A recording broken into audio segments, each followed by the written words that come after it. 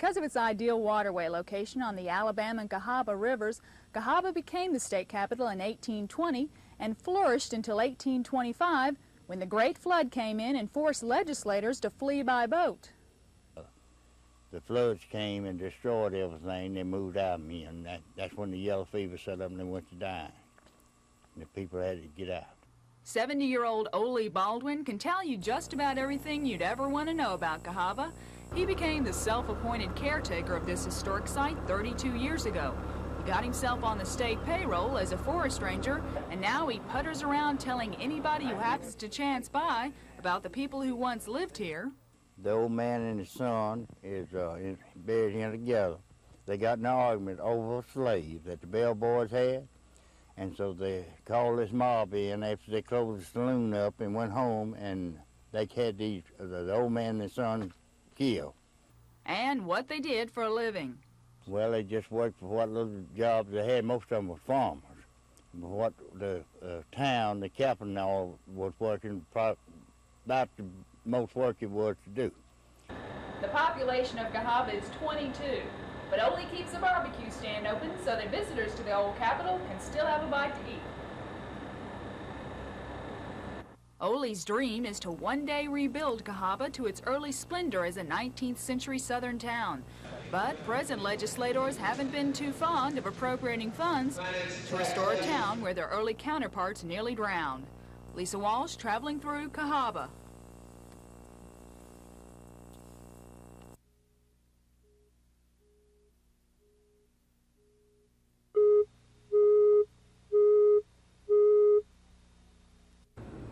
Goodwater School in Coosa County is one of 4 counties the Smile-Mobile will be visiting this school year. Dr. Fred Hunt says 9 out of 10 of the children he sees have never been to a dentist. When the mobile home came in last Tuesday of this week, we were thrilled and excited about it because we knew we were the only one in the state and we was lucky to get it. And for the 29 years that I've been here in Goodwater, I think it's one of the best things that ever happened to the Goodwater Elementary School. We go into communities where they don't have dentists, and sometimes we hope to motivate these children to healthy miles. This county, in Coosa County I'm in now, only has 1 dentist, and they're located in Rockford, and these children don't have access to that. They usually don't have transportation to go that far. Dr. Hunt teaches children how to brush and floss and is a strong advocate of preventive dentistry. He uses sealants to coat young teeth. It's a plastic. It's sort of like a clear fingernail polish, and you put it on a tooth and you use a Prisma light to cure it, and it's real firm, and we think it'll last. Even if it doesn't last, you can replace them. It's so much cheaper than having a filling put in. Even if you have to put it in 2 or 3 times, it'd be cheaper than 1 filling. Dr. Hunt says as long as the sealant is on the tooth, it is impossible for the tooth to decay. He says he quit his private practice in Atlanta to become Alabama's state dentist because he prefers working with children without their mothers breathing over his shoulder. Lisa Walsh, traveling through Goodwater.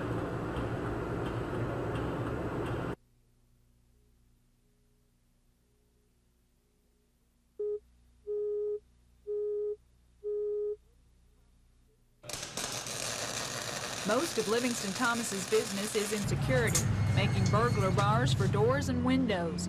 First, the steel is cut to size, then into shapes or patterns, and then welded together and painted to the customer's specifications. But not all of Livingston's work is in protection. We have had allocations to do work more or less in an ancient tradition way. A lot of the historical homes, for example, has some of the old railings, some of the old type of works that are done in wrought iron that you normally can't find nowadays at the modern foundries. Most of your plants do not make or manufacture type of patterns. So you simply will have to sit down and figure out and maybe try and duplicate what has already been done. Chisels and lasers are used to craft cast iron furniture, which became popular in the 1830s and has been around ever since. Gothic Victorian designs of leaves, vines, or twigs that blend in with the surroundings are the most popular. Ironworks last a lifetime, and it is difficult to determine whether an ironwork is an antique or just rusted from a few years of weathering. That's why an old iron bench sells for about the same price as a new one. Lisa Walsh, traveling through Selma.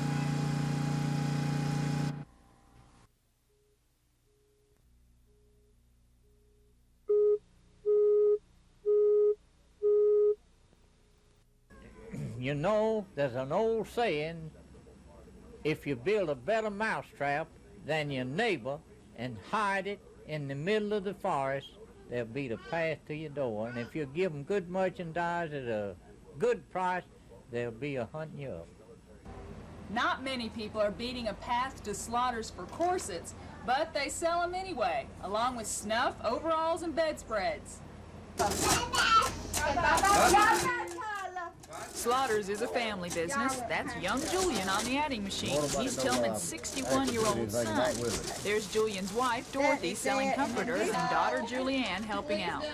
Slaughters sells everything, from Persian rugs to bacon. Old-timers come to Slaughters to shoot the bull. But he tell bigger lies than I can. So when he gets telling big lies I can, I don't get along with him too well, so we get in a big argument. And new visitors to the store can always expect a surprise. Is this your first trip here? Yes. Well, lady, I got a rule. I go by a kiss all the pretty ones, give the rest of them a gift. Oh, fine. I guess you understand that, don't you? That I always give them everyone a gift. Don't make no difference how pretty they are, you know. Never offer to kiss one. Old Slaughter says giving gifts keeps customers coming back, and not giving out kisses keeps his wife from going away.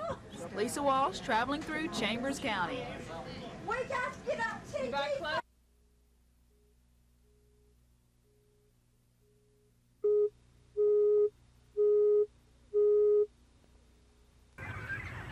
The dairy business being what it is in Alabama, Monty Gordon decided in 1975 to convert the 80-year-old family dairy into a quail farm. It's a decision he's never regretted. Well, most everybody realizes today that the dairy business is not very good. It wouldn't be very hard to be better than the dairy business, if not more, if not just because of the hours you have to keep in the dairy business. Monty owns a public hunting preserve, which he stocks with his quail. He also sells his birds to other preserves and to bird dog trainers. During September and October, Monty and his two sons will gather 300 to 400 eggs each day and hatch about 2,400 birds each week. Of course, we raise a Wisconsin jumbo bird, jumbo quail, which normally dresses out 3 to 4 ounces more than our native bird does, which is, has a lot of Spanish or Mexican quail interbred into our native birds. It takes from 14 to 17 weeks for our quail to get fully mature. In mid-October, hundreds of these quail will be released into the wild for the start of hunting season. Lisa Walsh, traveling through Hope Hall.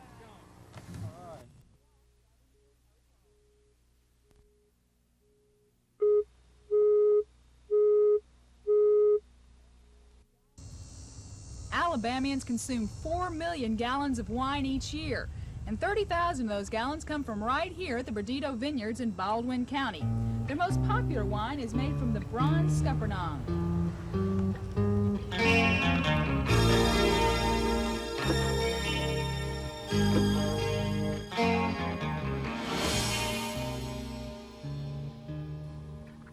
Jim and Marianne Eddins are muscadine grape growers. In 1979, their largest customer died and left them with a bunch of unwanted Scuppernongs on the vine. So, the only alternative we had was bankruptcy or build our own winery. So we opted to build a winery. So here it is. The Eddins now cultivate 50 acres of muscadines. Their mechanical harvester shakes the vines and the grapes fall off. They are then crushed, filtered, fermented for 8 to 9 months, bottled, and poured. The Eddins muscadine wines haven't won any national awards, but one variety has won national recognition. It's Rosé Cou Rouge, which is French for redneck wine. Because of pride in Alabama, we didn't want to lower the image by calling it redneck rosé, so it was a nicer way of spoofing the wine snobs by putting a French label.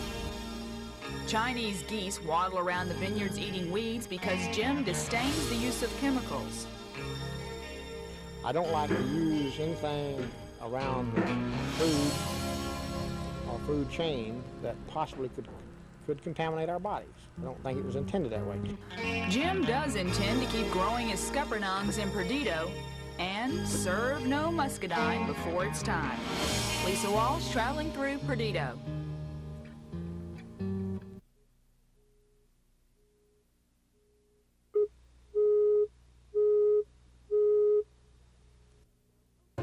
The 1983 Ozark Antique Show hosted more than 1,000 visitors and 18 antique dealers who say antiques are more popular than ever because people are searching for quality and for individual pieces that add character to their homes.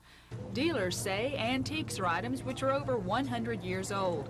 Anything younger is classified as a mere collectible. Bobby Amos is an antique dealer who specializes in turn-of-the-century cut glass. She says the best cut glass is American-made. England, Europe would buy our cut glass the turn of the century. We would export it to them, and they would export it back over here for resale because American cut glass cutters were your best. Nancy Scherer is another antique dealer from Enterprise. She sells mahogany, walnut, and oak furniture. Antique furniture, the older pieces of furniture that you buy, is always good solid wood. If it's walnut, it's walnut. There are no plywood backs. There are no staples in it. It's constructed to last, and it has lasted a lot of pieces 200 years, and it will be here 200 more years. And I don't know where the staple back furniture is going to be in 200 years. I really don't. Of course, most of us won't be around in 200 years to find out. Lisa Walsh traveling through Ozark.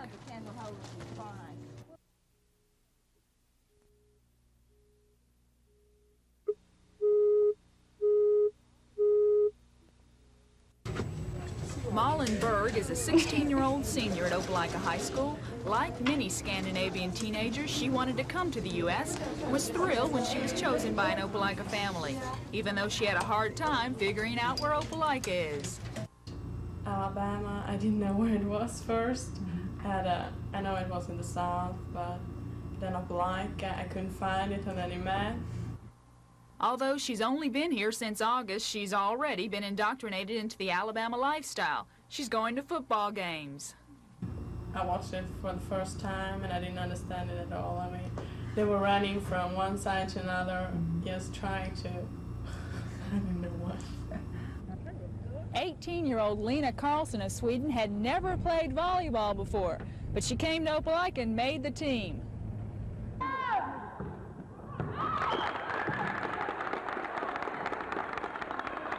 Lena isn't Opelika's volleyball sensation, but she does get in a few games and enjoys the friends she's made on the team. Meet Andreas Stickler, the only boy in Beulah who wears clogs. This last 2 years, America is the big thing. You have all American movies on Sweden, and you hear a lot of America. That's why. Yeah. Andreas says Beulah isn't exactly like the movies, but he likes it and has noticed his Swedish accent can be an advantage with the girls. Andreas, Malin, and Lena all came to the U.S. through the American Scandinavian Student Exchange Program. ASSE also has an outbound program for American students who wish to visit Scandinavia. Lisa Walsh traveling through Lee County. High school student Opelika.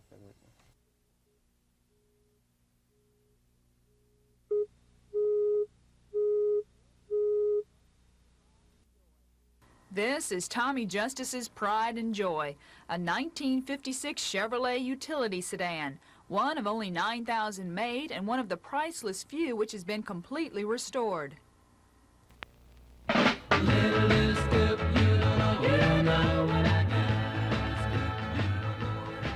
engine's 140 horsepower, 6-cylinder with 135 cubic inches, standard shift 3-speed transmission. After I took the engine and all the front half of the car apart, I started stripping the body of its paint. You might want to move to another place now. It took 8 years for Tommy to completely disassemble the car, replace the worn parts, paint each part separately, and then put the car back together. Everything is original, right down to the upholstery, a bolt of which he managed to find in the back of an old cloth store in the Carolinas. The car was completed in March, and since then has been entered in 13 Southeast antique shows, taking home a trophy in every one, including 9 first-place awards. Tommy has a pile of Chevys in the backyard just waiting to come off the Tommy Justice assembly line. Now, what does his wife think of all this? I don't mind them so long as he doesn't park them where I have to look at them out my kitchen window. He will always be into old cars. He's hopelessly addicted.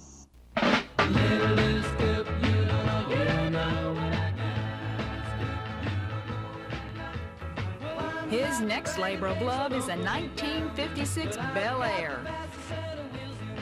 Lisa Walsh traveling through Elmore County.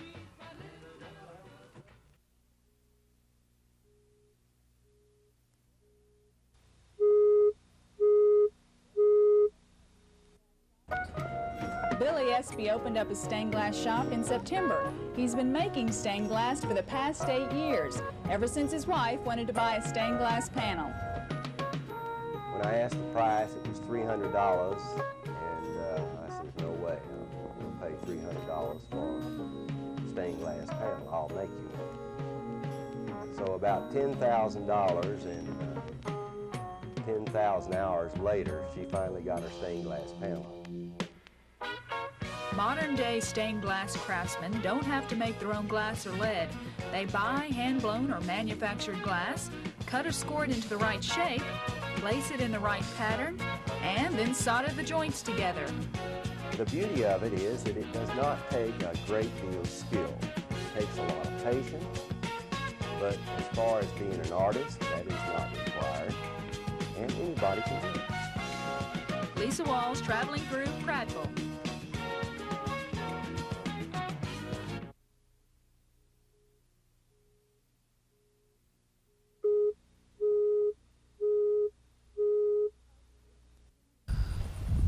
Claude Harper owns 236 acres in Chilton County. Plenty of room for his 60 dogs to run around after his sheep, goats, and cows.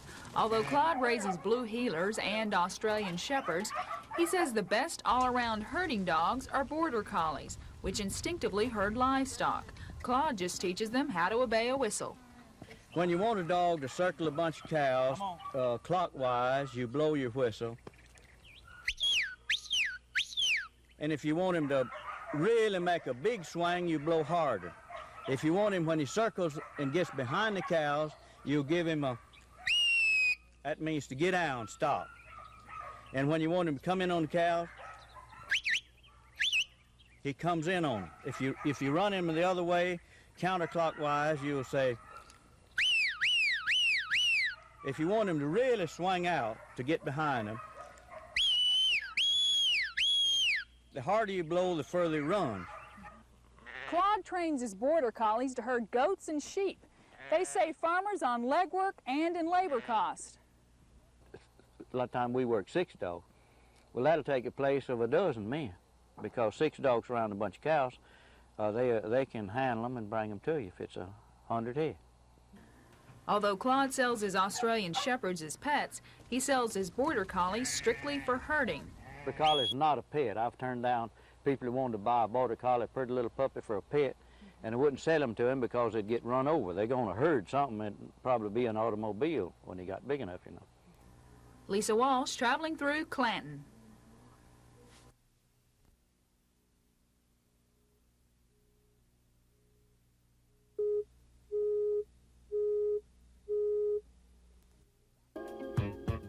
Bob and Jenny Simplinsky got the sailboat building bug after seeing an article in the January issue of Popular Science about how to construct a pocket cruiser.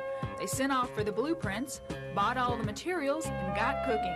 Well, it's been a family project. My brother Buddy has been out here and helped me with some of it, so it's got a lot of memories in it. It was time shared in putting it together. Bob says the boat is an exact replica of a turn-of-the-century World War I catboat. It's made of standard stock plywood and put together with 3,000 screws. Soon it'll be covered with fiberglass, and then it'll be time to hoist the sail.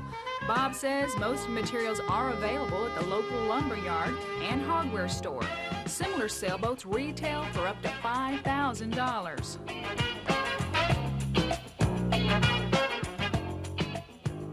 Jenny and Bob hope to have the Born Again done within 2 months and set sail here on Lake Martin. Lisa Walsh traveling through Tallapoosa County.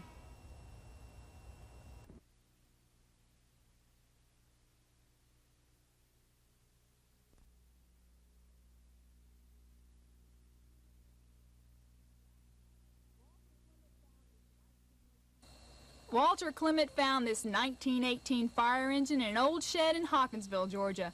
And after 2 years of scrounging for parts and then putting them back together, this pumper's back to its original condition. Initial cost was relatively inexpensive, $800. $800. And I've spent 2 years restoring it, and I don't know how many dollars in parts, but the labor was the big thing. And of course the labor was primarily mine and some friends. This model is one of 1,974 made by the American LaFrance Company in New York. It was originally purchased by the Marion Fire Department in Perry County and extinguished fires there for 40 years until it was sold to a Georgia car dealer. Walter brought it back to Bama in 1972 and immediately began scouring the countryside for parts. The Searchlight, for instance, came from Greenville, Texas. The chief there gave me the Searchlight. I sent him a part for his truck. He had 2 extras. The lantern, one of the kerosene lanterns, came from Opelika. The hose basket came off of a Montgomery truck. And the bell I paid through the nose for from an antique dealer. The engine is a 4-cylinder T-head which gets 6 miles to the gallon and uses a quart of oil every 15 miles. But Walter doesn't mind putting the miles on it, whether he's traveling to antique shows or helping the Notisoga volunteers put out fires. I'd much rather leave the job to a younger person and a younger truck, but if they're not available, we'll do what we can. Lisa Walsh traveling through Notisoga.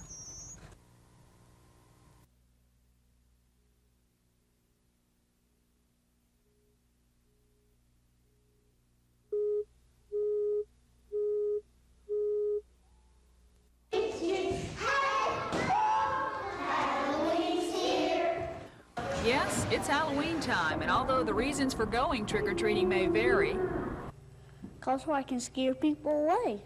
So I can get some candy.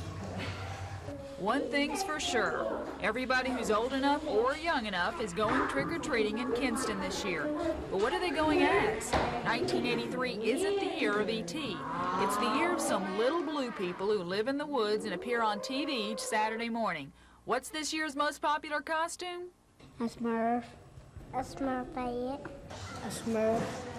Of course, there are a few trick-or-treaters going as the old standbys. I'm gonna go trick-or-treat, and I'm gonna dress up as Spider-Man, Spaceman, and Boo, though. You gonna say boo? Say boo like you'd say it. Boo. Boo. Lisa Walsh traveling through Kinston.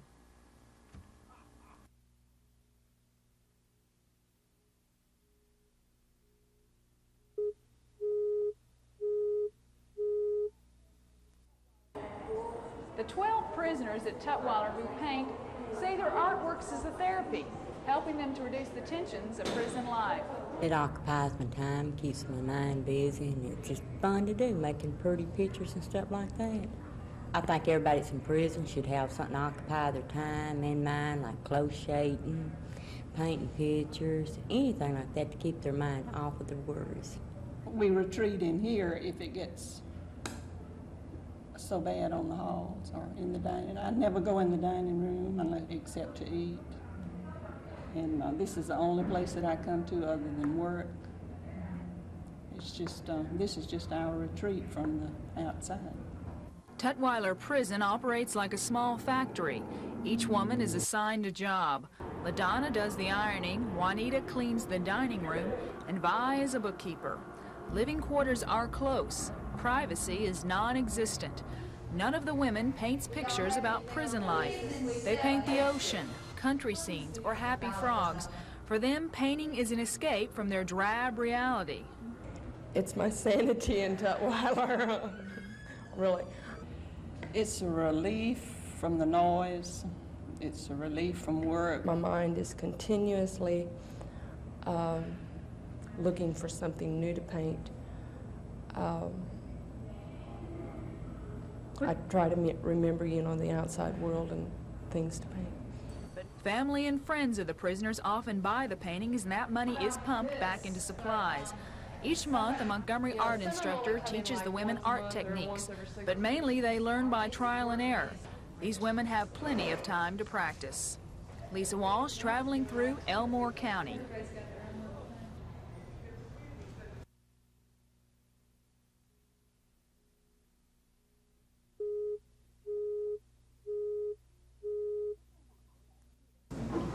For the 660 students at the Alabama Institute for Deaf and Blind, computers and calculators are becoming a vital part of everyday life. Of course, they'll never replace Braille, or reading bumps, as Starlavon of Gadsden calls it. It's a way for me to read if there wasn't Braille. I mean, how could a blind person read anything? It wouldn't be any fun or nothing. But talking machines are making inroads into the lives of the blind, simply because most reading material isn't in Braille. Take encyclopedias. In 1959, World Book published the first and last Braille encyclopedias. Now, talking encyclopedias on cassette tapes are updated annually. Section 1, Introduction. Section 2, Washington Demand. Alicia has travel vision, which means she can only distinguish between light and dark. Until last month, she never knew if she was typing correctly. Now, with a talking typewriter which pronounces each letter and then reads it back, she can type and immediately hear if she has made a mistake. The same is true with talking calculators, which allow blind people to solve math problems almost as fast as sighted people. Equals minus 8, 3, 5, point. Clear. Although technology has developed since 1858 when the School for the Deaf was founded, the best way of communication is still through gestures and sign language. Read the question. Technology to aid the blind has greatly surpassed that to aid the deaf. Telex mics have been around for years. I just talk into it, and it carries the sound to the children's hearing aids. The children can faintly hear sounds through their hearing aids, but can't distinguish words. That is why their speech is so difficult to understand. They find it hard imitating sounds which they have never heard. While scientists and engineers look for machines to help the deaf speak, they'll just keep on talking without them. Lisa Walsh, traveling through Talladega.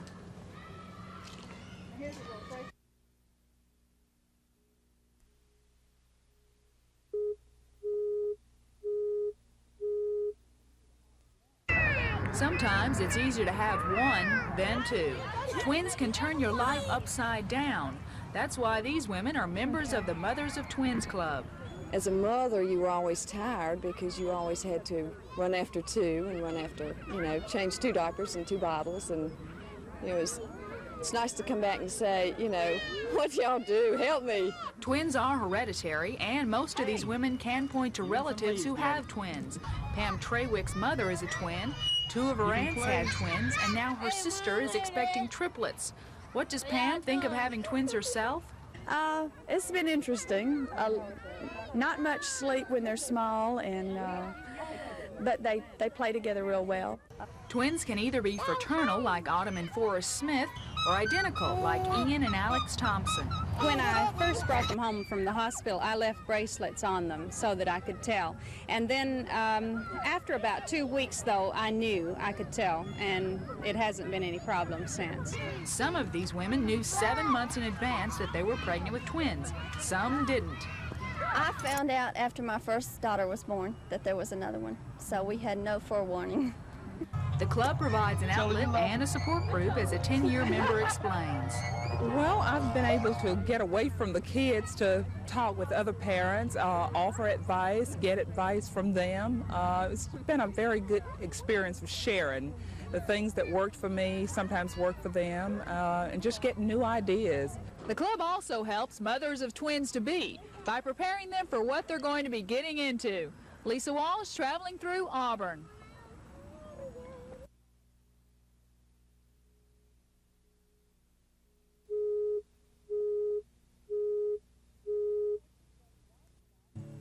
Joe Hester started writing songs about drinking and driving about 3 years ago when he decided to give up the bottle. Little Johnny Jr.'s friends in school thought that drinking and driving was cool, till they heard about the wreck on a Saturday morning, saw him buried Monday afternoon. Joe says he stopped drinking heavily because he got sick of feeling bad all the time. He's been writing country songs for the past 10 years and says he was tired of writing about heartbreak and drinking. Instead, he decided to write songs about the evils of alcohol. His first song against drinking was Drunkard's Highway in the Sky. You know that ain't no place to ride that drunkard's highway in the sky. It's rough and a rocky road with smoky thick as white on rice. Won't you please take my advice, and if you're gonna try to drive, don't be drinking beer and drive if you don't know how to die. He's written 6 similar songs since then and has been encouraged by the state troopers who asked him to write a song about seatbelts. Drunk and drive to socialize, can't you catch a clue? Seatbelts, good sense, things you don't use. Joe says saving lives is what his songs are all about. Lisa Walsh traveling through McKenzie.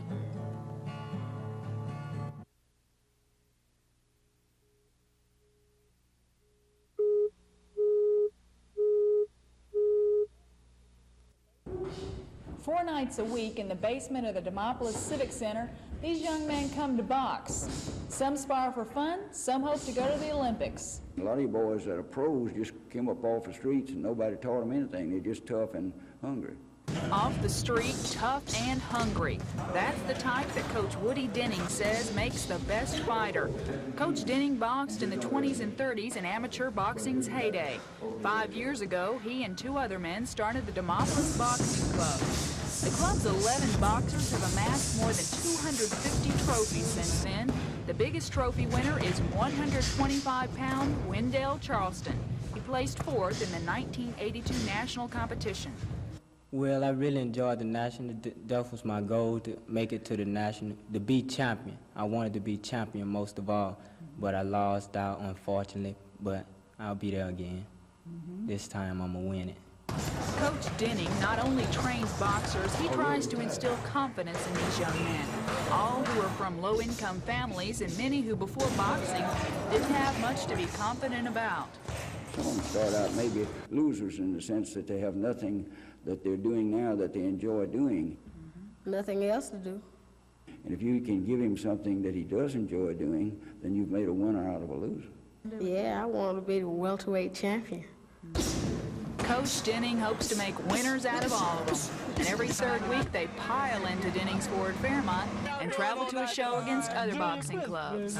I like my coach most of all. He taught me everything I know. Lisa Walsh traveling through Demopolis.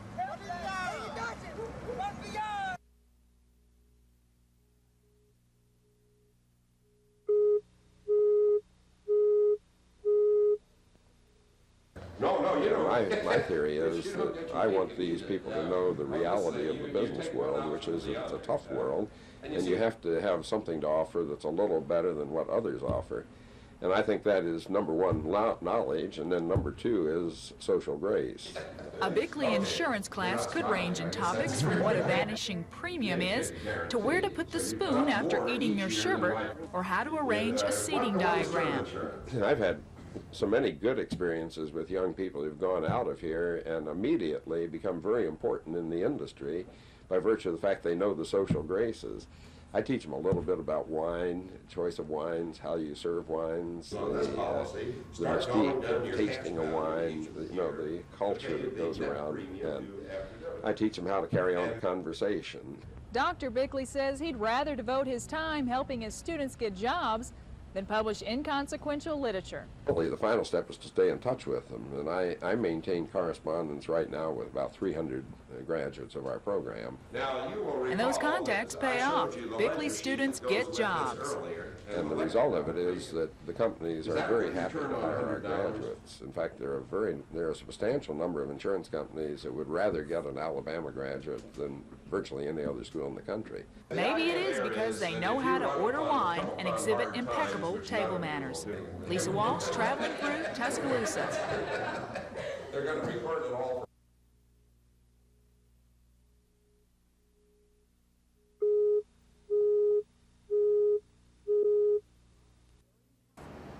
In March, Gary and Tommy Sue Smith were told that their 3-year-old daughter Megan would need a liver transplant. Yes. A week later, Yes, their it's to insurance monitor company her dropped them. health But just when they thought they had no one to help turn to, diagnose. donations from all over Alabama came rolling in. $289,000 has been raised for Megan's transplant. Megan now visits her gastroenterologist every other month at the Birmingham Children's Hospital. The prognosis is good.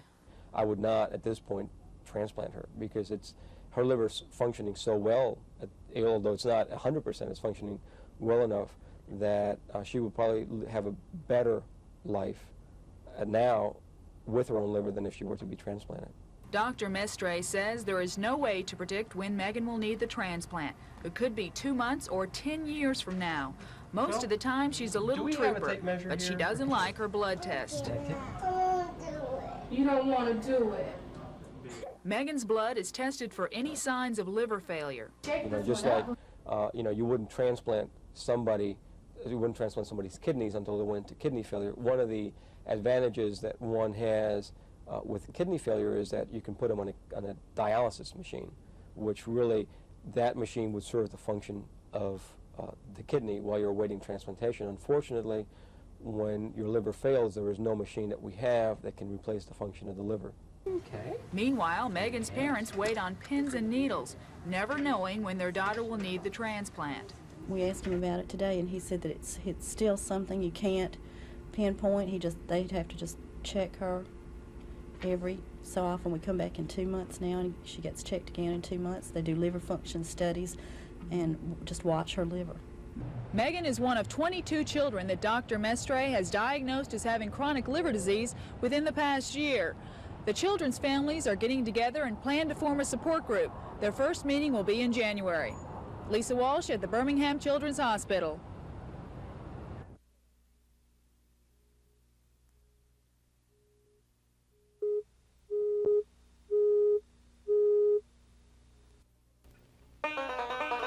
For the past 33 years, the Pike Road Good Neighbors have been getting together once a month to share supper.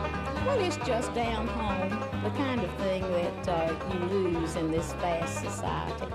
It's just a real country, down home, a love situation. You love your neighbors. When the club began in 1950, the whole community would gather together in someone's home, and the women of the dairy farming town would cook the meal. Then, in 1967, a New York film company came to town to make a television movie out of Truman Capote's novel, Thanksgiving Visitor. Frank Perry Films chose the historic Marks House in Pike Road as the setting of the film. Well, the movie, they spent a lot of money on it, but it was a deserted house when they took it. And they spent a lot of money to make it look old. They put wallpaper on the walls, and then they threw coffee and tea on it to make it look aged and stained. And the roof was caving in, and they just put tar paper on it and put some shrubbery in that died as soon as they left. The Pike Road neighbors cooked and served the meal for Thanksgiving Visitor, and after the movie crew left, the neighbors decided they'd keep cooking and serving in the Marks house. The townspeople raised $75,000 and restored the old home. This year, they decided to recreate the same Thanksgiving dinner they made for the movie.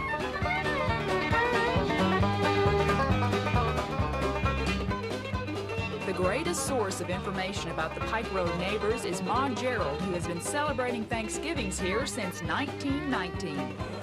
It is a grand community. I've been here a long time. The people always tend to their own business and they don't try to tend to everybody else's. People in Pike Road probably don't need to tend to each other's business because Ma does all the tending. And the Browns, Mr. Brown is dead, Miss Brown is dead, but her daughter, Helen Butch, lives here now. And Frances Johnson taught school here, and she worked for the state for years, and she lives here. And everybody in Pike Road knows and loves Maud, and Thanksgiving is a time to break bread with the people you love.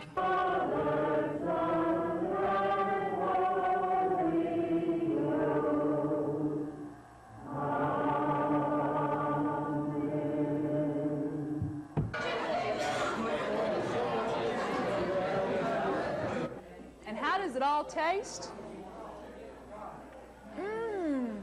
Best Thanksgiving dinner I ever had. Sure hope my mom's not watching this. Lisa Walsh, traveling through Pike Road.